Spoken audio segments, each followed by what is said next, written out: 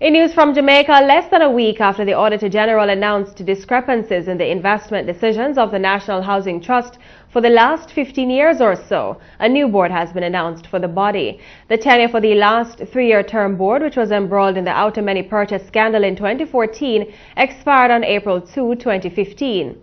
The new board will be chaired by former Cabinet Secretary Dr. Carlton Davis. The reactions to Dr. Davis's appointment have so far been positive, which has not necessarily been the case for the rest of the board.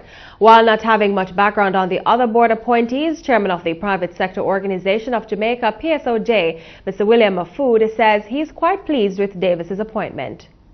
Dr. Carlton Davis is the new chairman. I think he's very able and competent, and I think he brings a lot of experience, having served previously as chairman of that board. I didn't get a chance to look and see who the other representatives were. Meanwhile, Chairman of the Jamaica Civil Society Coalition, Mrs. Carol Narcisse, is stating that her views do not necessarily represent that of the coalition, says while she is satisfied with the appointment of Dr. Carlton Davis as NHT board chairman, she has some discrepancies with the remainder of the new board. The Honorable Carlton Davis is a public servant of tremendous capacity and experience and unquestioned commitment to good governance. His being named as chair is welcomed. However, the return of several members of the board that presided over the disastrous decision with respect to outer many and which presided over the questionable investments of NHT resources, as have been documented by the Auditor General, is extremely unacceptable and unfortunate. One would really hope that the Prime Minister, as the Minister with responsibility, would have seized the opportunity to create an entirely new slate of persons as part of the effort to repair the breach of public trust and confidence in the board. And the opposition Jamaica Labour Party says it is not satisfied with the structure of the new board. We have concerns as it relates to members who were on the previous board now being recalled to the board. The JLC did call for the entire board to resign. That never happened. It wasn't just the JLC, it was also civil society. We are very dissatisfied that persons who were complicit in what the Auditor General found to have been a bailing out of someone who could be assumed to have close connections with the governing People's National Party, that they are now back on the board as if there is no consequence for such irresponsible action. So we're extremely concerned and we're not satisfied with how the board has been structured. And on the heels of the fire at the Riverton City dump in March of this year and the preceding termination of the board, a new board has been named for the National Solid Waste Management Authority, NSWMA.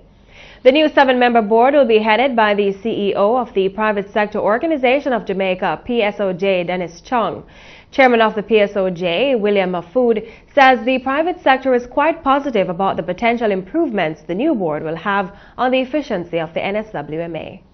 I feel pretty positive. I think, having somebody who actually, Dennis Chung, who is the CEO of the PSOJ and the representative on the board, along with the Vice President, Gary Butch Hendrickson, brings, a whole new approach to corporate governance of public bodies and, arising out of meetings that we have had at the Partnership for Jamaica level. This is extremely positive, and I believe it augurs well for Jamaica's future and for the government future handling of issues of accountability.